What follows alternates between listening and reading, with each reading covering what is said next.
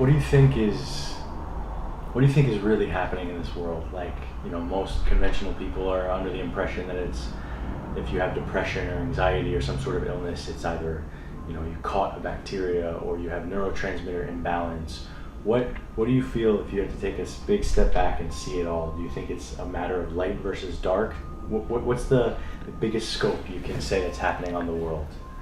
Well, of course, that's I could give many answers to that, but I think light versus dark is the shortest way of expressing it. I in different lectures that I give, so I make it very clear. We don't have to go into the details. In Rudolf Steiner, the Austrian mystic that was very active in the early part of the last century, the founder of Waldorf schools and biodynamic farming and a completely new kind of alternative medicine. He predicted, that towards the end of last century and the beginning of the century, there will be a movement driven by big corporations to take the soul away from people, to disconnect people from the higher world. And in order to do that, we have to destroy the pineal gland in people.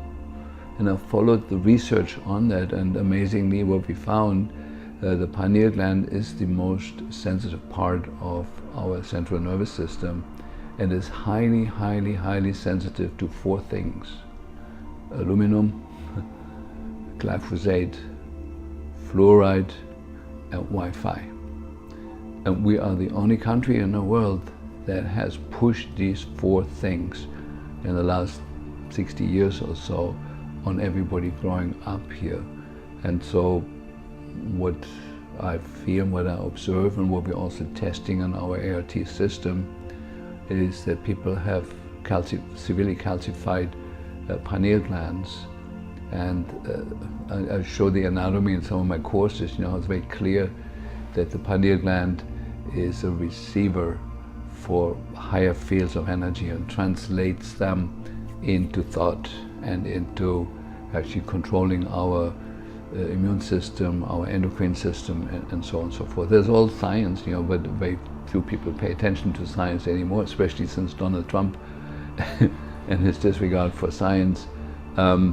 It's become the new norm, and so it is astounding that the telecommunications industry has selected the frequencies out of the huge spectrum of frequencies that are absolutely destructive to our cells and especially to the pineal gland. They couldn't have made any better choices than 2.4 gigahertz. That the end point, that when you have inhale aluminum, as we do from the geoengineering program, and have glyphosate in the food chain, that glyphosate and aluminum combine in the blood and in the gut and in the bloodstream to form 6 different chemical compounds where aluminum and glyphosate are hooked up together, and the end point of that compound is the pineal gland. It's published, it's not my idea. And what is needed for this compound to actually enter the brain is to open up the blood-brain barrier, and the current frequencies in the Wi-Fi world are exactly doing that. They open the blood-brain barrier, so toxins that used to stay in the bloodstream and in the body below the neck are now entering the brain very freely. That applies to all toxins, and so it's a new time in that way, And so, when you think this through, you come to the conclusion that either there must have been an ultra intelligence group of scientists who have designed this protocol to fluoridate the drinking water, to put nanonized aluminum in the air, to put glyphosate in the food, and then activate it, spark it with the right frequencies. It took me 20 years to figure out the perfect storm that is created there.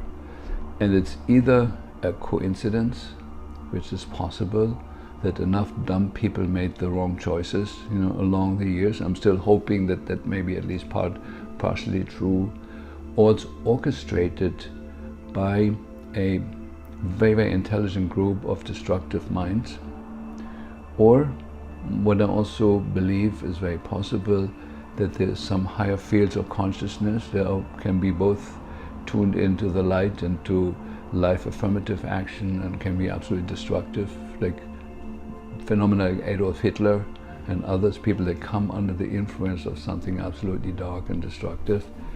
And I do believe it's very possible that enough scientists and politicians have come under the influence of those higher fields and are acting according to it, actually not knowing on a human level why they're doing what they're doing and what they're doing. You know, that the now a good example is 5G. You know, sort of to put it on posts, you know, along the streets. Okay, that's one issue, but putting it on satellite and actually the government approving to put it on satellite, I mean, blasting the whole planet with a frequency that has never been checked for safety, for its influence on the insects, on the songbirds, has never been checked for anything, and to approve that is unconceivable to like somebody who's still got a little bit of a brain left.